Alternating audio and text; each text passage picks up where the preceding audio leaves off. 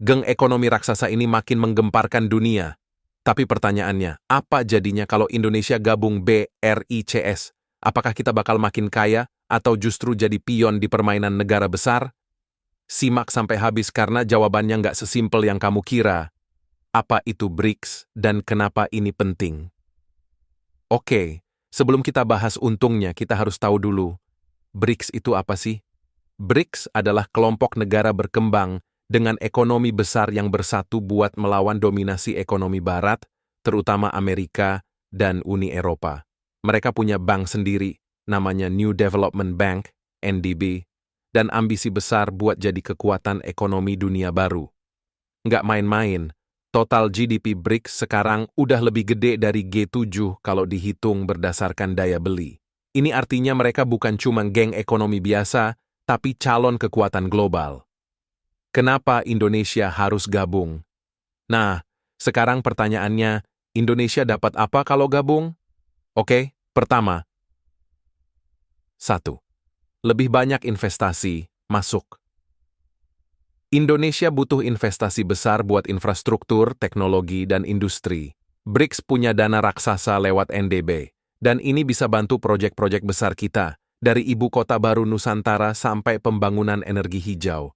Jadi, kalau gabung, kita bisa dapat pinjaman dengan syarat lebih fleksibel dibanding IMF atau World Bank. 2. Pasar ekspor lebih luas. Indonesia itu produsen komoditas besar, mulai dari kelapa sawit, nikel, batu bara, sampai produk manufaktur. Nah, kalau gabung BRICS, kita bisa makin gampang jual barang ke negara-negara ini tanpa terlalu bergantung ke AS dan Eropa. Apalagi, China dan India itu pasar raksasa buat produk Indonesia. 3. Mata uang lokal makin kuat.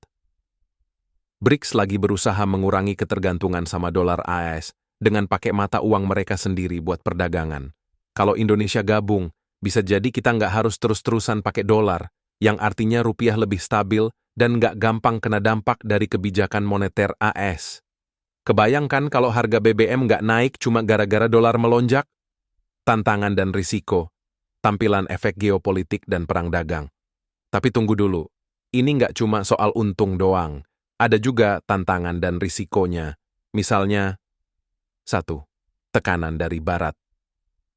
Gabung BRICS bisa bikin Indonesia agak renggang sama AS dan Uni Eropa. Padahal mereka juga mitra dagang penting kita.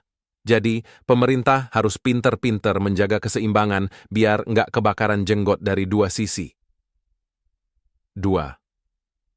Dominasi China. China itu pemain terbesar di BRICS, dan banyak negara takut kalau mereka terlalu mendominasi kebijakan. Kalau Indonesia gabung, kita harus pastikan bisa nego dengan posisi yang kuat, biar nggak cuma jadi pasar buat produk mereka, tapi juga dapat manfaat ekonomi yang nyata. Kesimpulan, haruskah Indonesia gabung? Jadi apakah Indonesia harus gabung BRICS? Jawabannya, tergantung.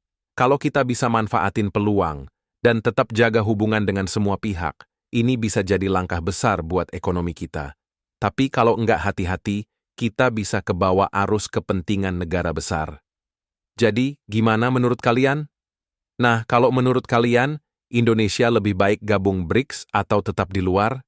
Tulis pendapat kalian di komentar ya.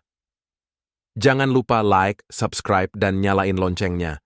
Karena di sini, kita bakal bahas fakta-fakta unik dan menarik yang bikin kalian makin paham dunia. Sampai jumpa di video berikutnya.